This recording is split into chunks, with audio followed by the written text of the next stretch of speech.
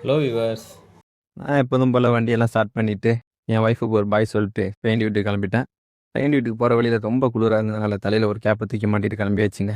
அங்கே போய் பார்த்தோம்னா நான் எடுக்க போகிற வண்டியை ஒரு ஐயா கஷ்டப்பட்டு ஸ்டூல்லாம் போட்டு கழுவிட்டு இருந்தாப்புல. சரின்னு அவருக்கு ஒரு நன்றியை தெரிவிச்சுட்டு கார் சாவியை வாங்கிட்டு காரை திறந்து ஸ்டார்ட் பண்ணி நேரம் ஓட விட்டுட்டு இருந்த கிளைன்னு வந்துட்டாங்க. அவங்கள அடிச்சுட்டு நம்ம கிளம்பியாச்சு. எங்கே போகிறேன்னு சொல்லாமலே வண்டி எடுத்துகிட்டு போயிட்டு இருக்கியடா அப்படிங்கிற உங்களோட மைண்ட் வாய்ஸ் எனக்கு புரியுது.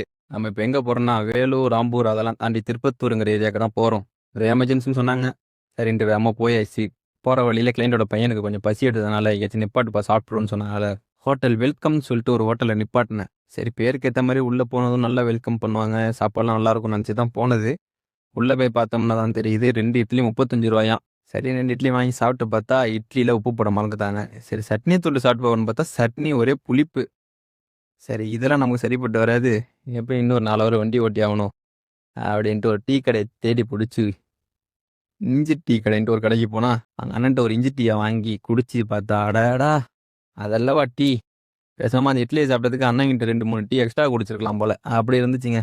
அதோட திரும்ப கிளைண்ட் அழைச்சிட்டு நம்ம திருப்பத்தூர் போயிட்டு அவனை டாப் பண்ணிட்டா எப்படியும் ஒரு 2 ஹவர் ஆகும்ப்பா வெயிட் பண்ணு அப்படின்னாங்க. அதுக்குள்ளாமல் ஒரு தூக்கத்தை போட்டோன்னு படுத்தா ஒரு 1 ஹவர்லேயே திரும்ப கால் பண்ணி வாப்பா போகன்ட்டாங்க.